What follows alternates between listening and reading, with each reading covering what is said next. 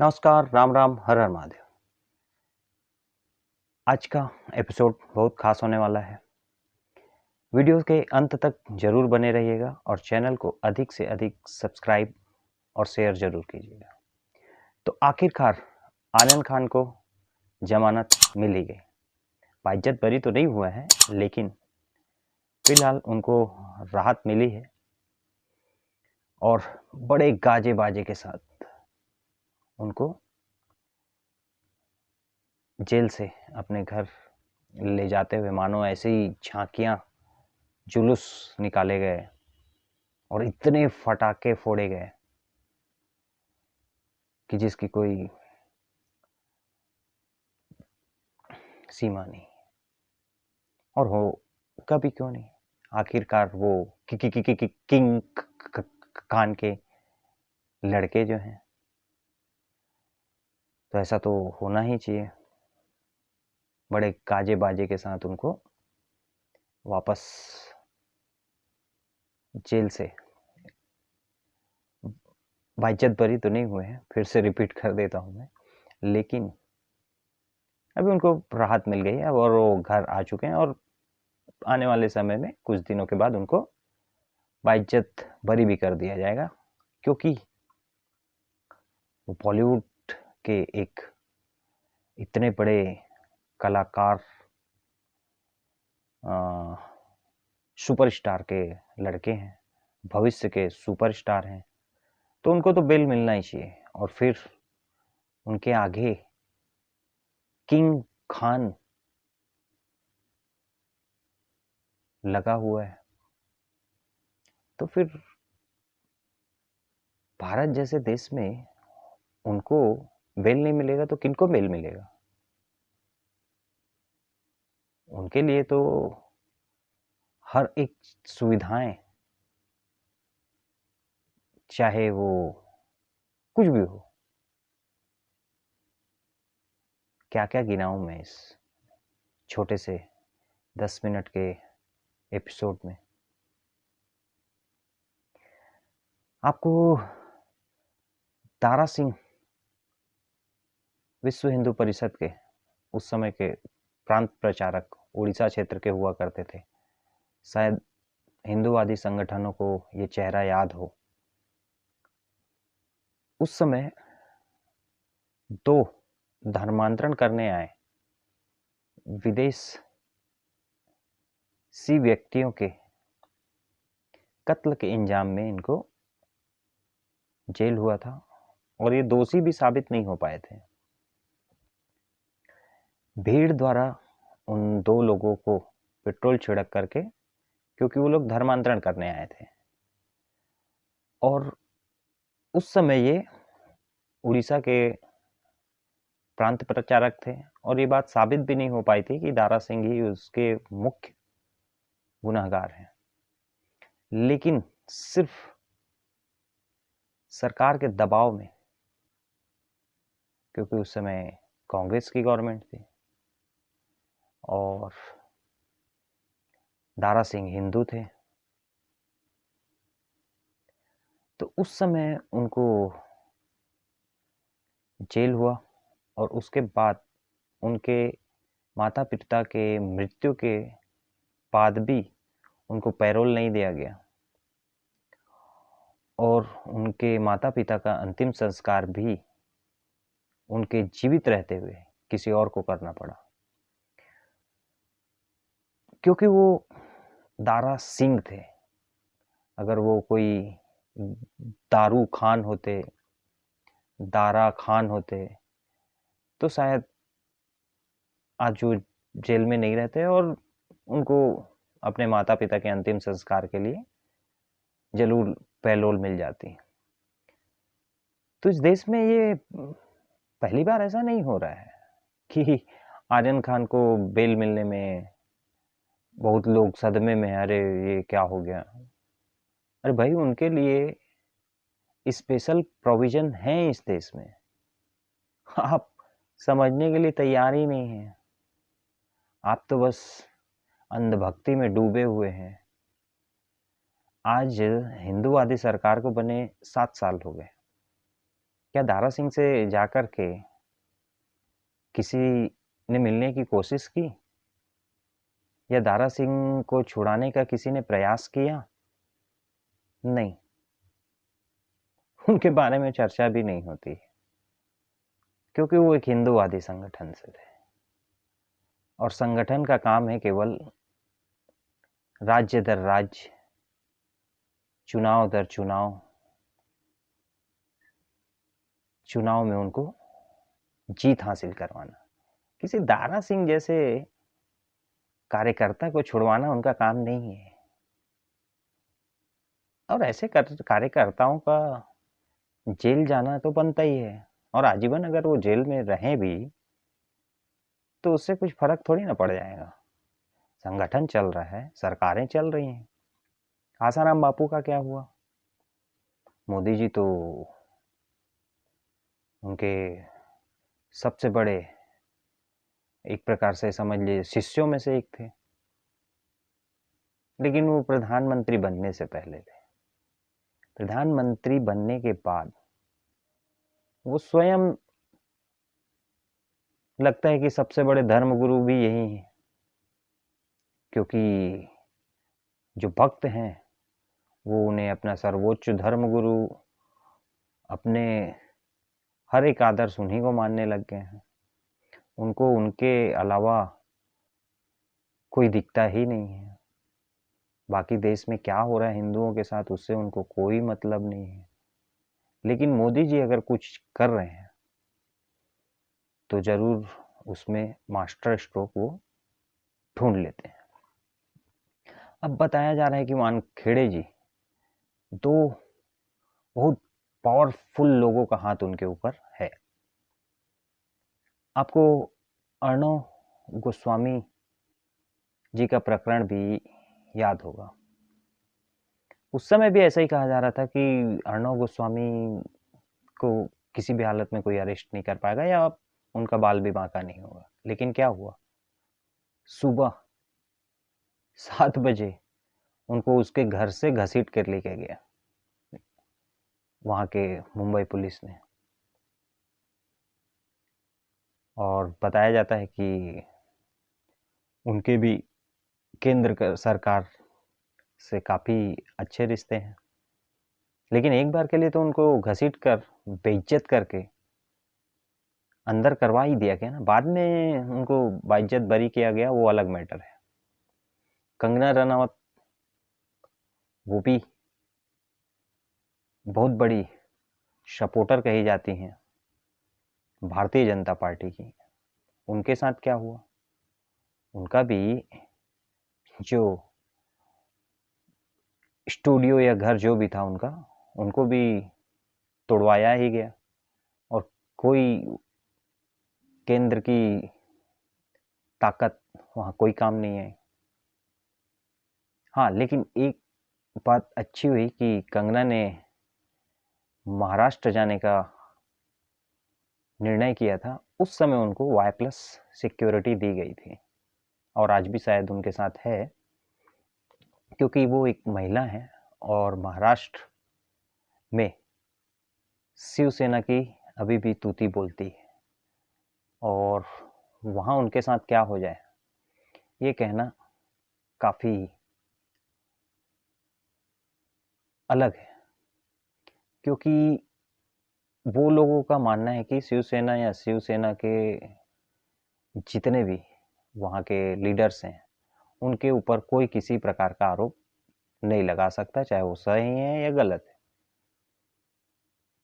और आज तो वो सत्ता में है और कांग्रेस और एनसीपी के समर्थन से हैं। तो कंगना अगर उस समय विदाउट सिक्योरिटी मुंबई में होती तो शायद उनके साथ क्या होता ये कल्पना भी नहीं किया जा सकता है। तो इसलिए केंद्र सरकार ने उस समय सोचा कि कंगना को सिक्योरिटी दी ही जानी चाहिए, नहीं तो कल को इनके साथ कुछ भी होगा। लेकिन बाकी जो हैं, चाहे आप अर्णव गोस्वामी के प्रकरण में देखें तो उस समय केंद्र ने अर्णव का सपोर्ट नहीं किया, एक प्रकार से ये कह लें, या फिर उनको कोई भनक भी नहीं लगने दिया और अर्णव के साथ ऐसा कर दिया गया। तो आर्यन खान के केस में ये ड्रग का जो मामला है, ये तो बॉलीवुड के लिए कोई मतलब ऐसा कोई बड़ा वो तो है नहीं। वहाँ तो आए दिन इस तरफ की रेव पार्टियां घरों में होती रहती हैं। तो ये सब कहाँ से आता है? ये ड्रग पेडलर पकड़े क्यों नहीं जाते हैं? इसके पीछे एक बहुत बड़ा नेटवर्क है, जिसको पकड़ने में एनसीबी या एनसीबी के वर्तमान डायरेक्टर वानखेड़े जी काफ़ी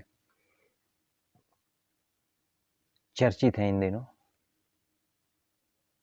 लेकिन वानखेड़े को भी महाराष्ट्र में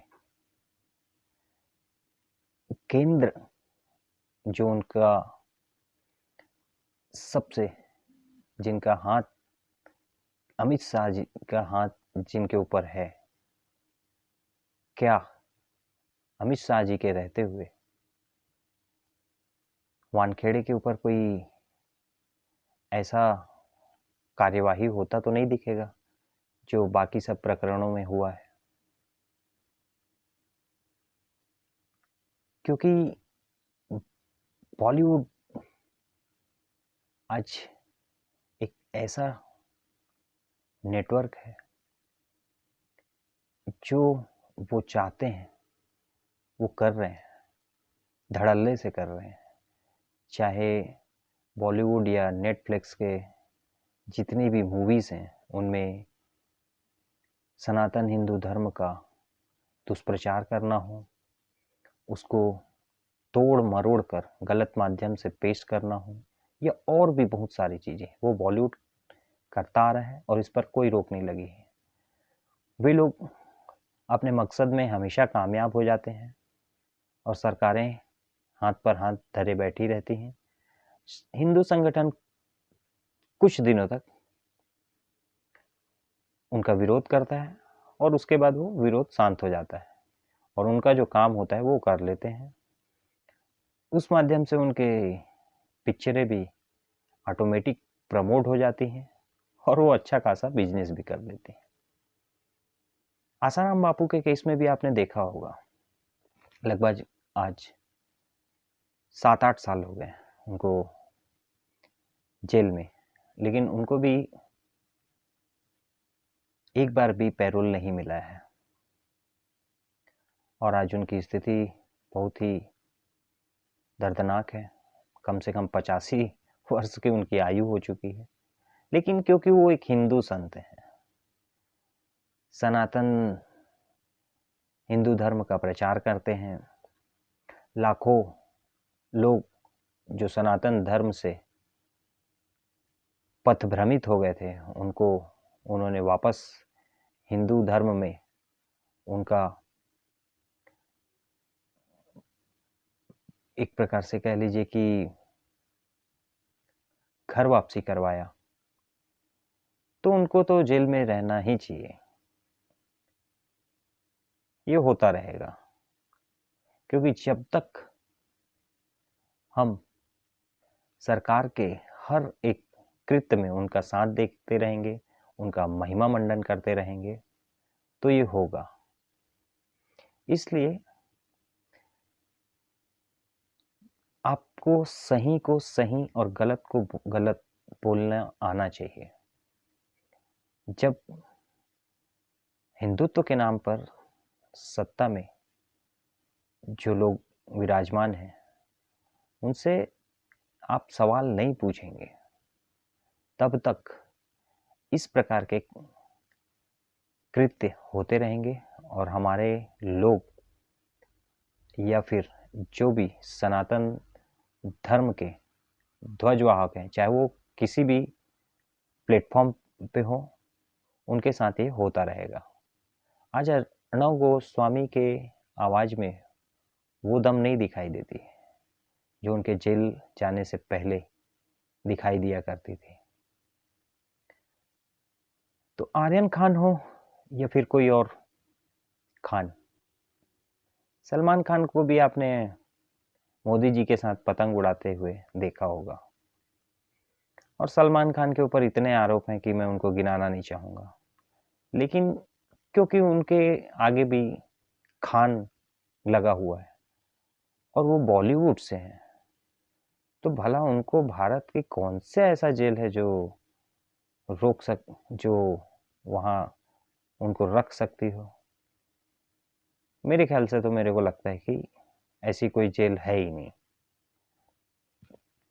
और आसाराम बापू जी 85 साल के हैं तो क्या हुआ, भले ही उनके ऊपर कोई दोष सिद्ध नहीं भी हुए हो, लेकिन उनको तो जेल में रहना पड़ेगा ना, क्योंकि भरोसा जीतना है अभी हमको। भरोसा जीतते जीतते जीतते कहीं ऐसा ना हो कि फिर से किसी का विश्वास इतना टूट जाए कि वो कभी किसी के ऊपर भरोसा ही ना कर सके। वो दिन हिंदू समाज को न देखना पड़े, इससे पहले उनको अपने सत्ताधीशों से सवाल करना और सत्ता में जो हैं उनको ये निश्चित करना होगा कि हम किनकी बदौलत आज यहाँ पर हैं, और कहीं जो हमारे मुख्य वोट बैंक है, जिनके दम पर हम यहाँ हैं, उनको हमेशा अपमानित हुए तो नहीं देखा जा सकता, क्योंकि आज जितनी भी घटनाएं हो रही हैं, अगर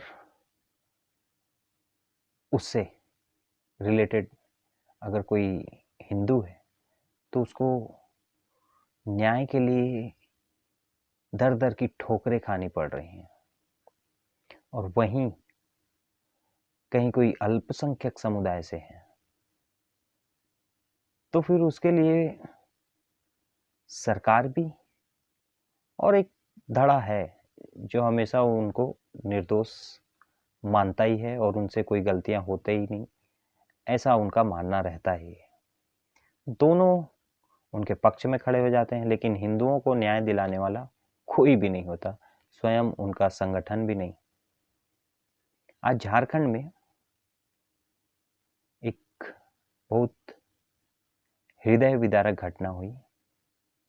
मैं झारखंड सरकार से और यहाँ की पूरी सिस्टम से एक सवाल करना चाहता हूँ। जिस प्रकार दारा सिंह को आजीवन कारावास और उस समय कांग्रेस सरकार ने